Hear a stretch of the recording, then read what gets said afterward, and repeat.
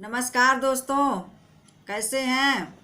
मैं अर्चना प्रजापति आपके अपने channel AP legal information in Hindi में आपका स्वागत है। दोस्तों, आज का टॉपिक वेरी इम्पॉर्टेंट है। इसको स्किप बिल्कुल मत करिएगा क्योंकि ये बहुत है इम्पॉर्टेंट है, जिसका नाम है लिपि किसे कहते हैं। अगर ये वीडियो आपको पसंद आए तो लाइक शेयर सब्सक्राइब करना मत भूलिएगा।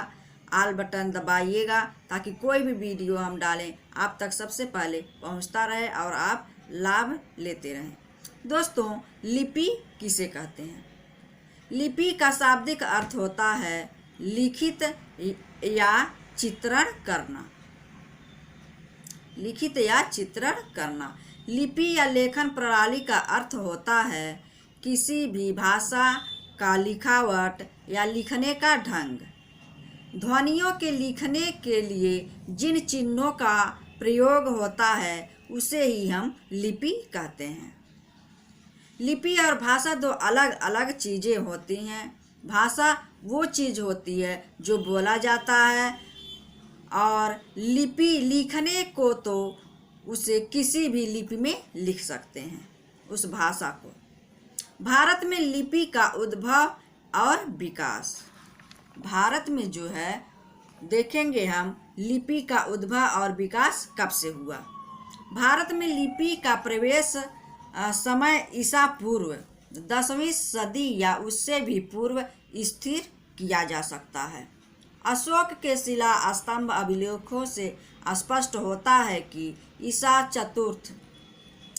पूर्व चतुर्थ शताब्दी तक लिपि कला के रूप में भारत में काफ़ी प्रचलित हो चुकी थी, विकसित हो चुकी थी। भारत में देवनागरी लिपि को मान्यता भारत के संविधान में प्रदान की गई है। उत्तर भारत में अनुच्छेद 1 में 8वीं शताब्दी से आज तक अनेक भाषाओं में देवनागरी लिपि का प्रयोग होता आया है, जैसे संस्कृत, मराठी, हिंदी, भोजपुरी, नेपाली, नेपाल के अन्य क्षेत्रीय भाषाएं, कोंकणी, मैथिली, गढ़वाली आदि भाषाओं में जो है लिपि का प्रयोग होता है, जो देवनागरी लिपि कहा जाता है। भारत को जो है लिखने का प्रचलन, जो भारत में लिखने का प्रचलन शुरू हुआ तो वहीं से लिपि का विकास होना आरंभ हुआ।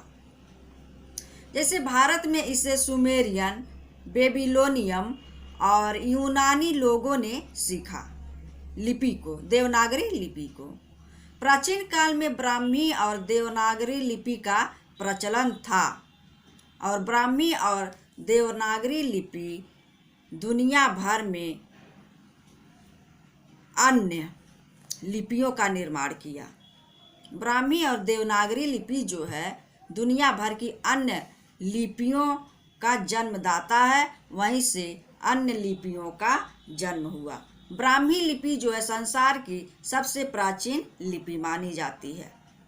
ब्राह्मी लिपि का एक प्राचीन लिपि है जिसमें कई एशियाई लिपियों का विकास हुआ।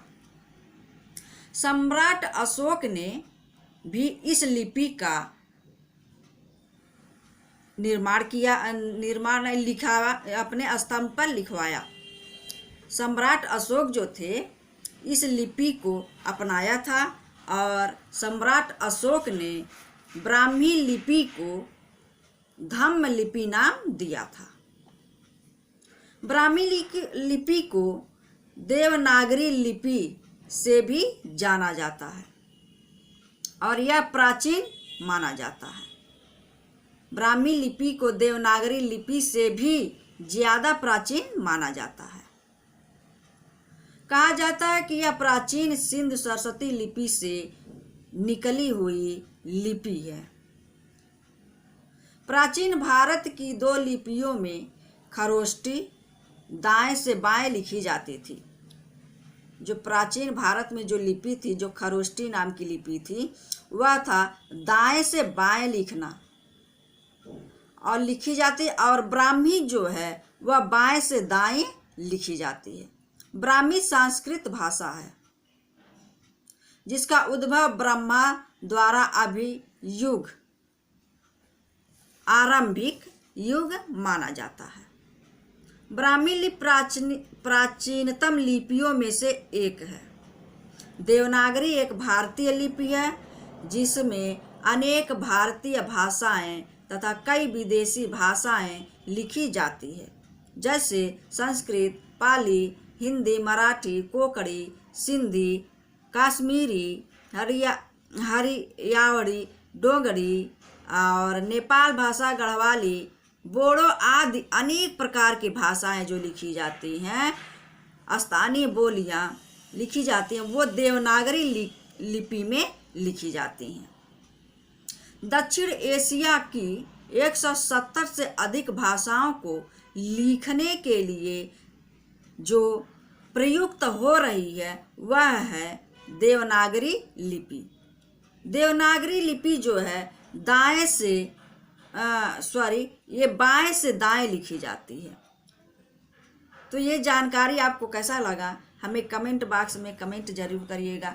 लाइक प्लीज़ लाइक ज़रूर करिएगा। मेरा चैनल आपको कैसा लगता है, इससे हमको अच्छा लगेगा और मैं ऐसे ही अच्छे टॉपिक आपके चैनल पर डालती रहूँगी और आप लाभ लेते रहेंगे। तब तक के लिए धन्यवाद, नमस्कार।